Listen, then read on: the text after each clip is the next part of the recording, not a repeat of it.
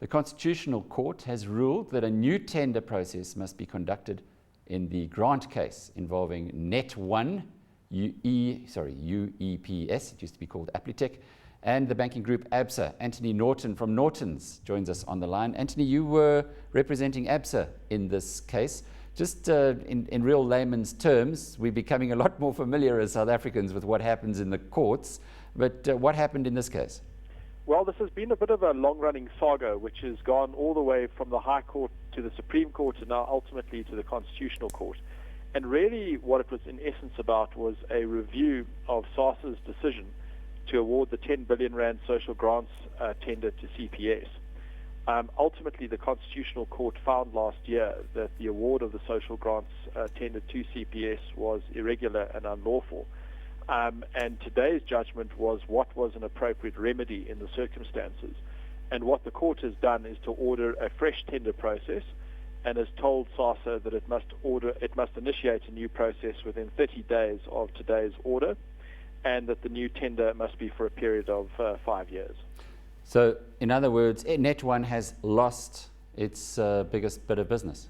Well, not really. What the court has done is it said, look, to avoid any disruption to social grant payments, the contract will remain in place for the time being until a new tender process has been conducted. And once the new tender process has been conducted, SASSA will then take a decision as to whether to award a new tender. And if it did take a decision at that stage to award a new tender, and the party to whom it was going to award a new tender was not CPS, then clearly the contract would change. But for the time being, that contract remains in place in order to avoid disruption of social grant payments. How long could it last for, this temporary period that Net1 has the tender? Well, the court has, in essence, ensured that I think that the new tender process, must be initiated within 30 days. So within a month of today's order, a new tender process must be initiated by SASSA. The court hasn't prescribed exactly how long that will take, but obviously that must be done within a reasonably quick duration. So, I think we're talking a couple of months for a new tender process to be initiated and completed. And then, SASSA will need to report back to the court about the outcome of the tender process. The stock market is usually very smart about these things. Net1's share price is up 50% in the past year. There's somebody betting somewhere that they're not going to lose it. It's difficult for me to comment on practicalities like this. I think what the court was at pains to ensure today was that there's going to be a fair and transparent new tender process going forward. And, obviously the expectation is that the most competitive and efficient tender will ultimately win. And, it's difficult, obviously, for me to comment on who that will be, but I think that's clearly what the court's primary intention is. What were these irregularities?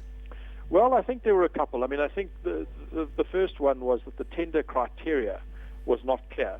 So when SASSA specified the tender criteria, it didn't make it clear to all of the bidders exactly what it required in terms of the tender specifications. That was obviously a primary issue.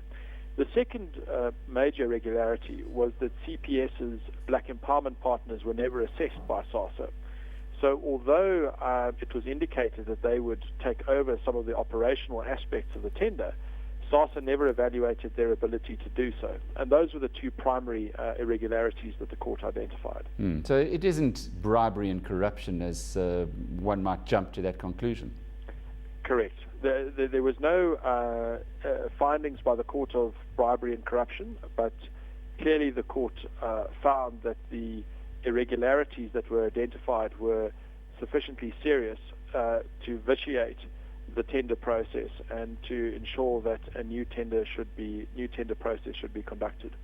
Now, obviously, your client, Absa, must be pretty confident that they'd have a good go at getting the tender next time round. Otherwise, why go through so much trouble? Well, I think it was based on two issues. I think obviously from a commercial point of view, I think obviously they do feel that they've got a very good offering, and that they have got a good prospects of getting a new tender. But I think there's also a more important principled issue in this case, which was that it was very, very important in the context particularly of very large public procurement tenders of this kind that fair and lawful tender processes are followed. And that, if major institutions in this country like ABSA and Allpay don't ensure that lawful processes are followed, then that sets a very, very bad precedent going forward. So I think there was a very, very important issue of principle for the future state of public procurement in this country that was at stake in this case. Indeed, but shareholders don't really care that much about principle. They care about the bottom line, and I'm sure that's what motivated ABSA more. Anthony, just to close off with, how long have they been fighting this in court, and what might it have cost both parties? Well, this case has been running for over 2.5 years through 3 courts.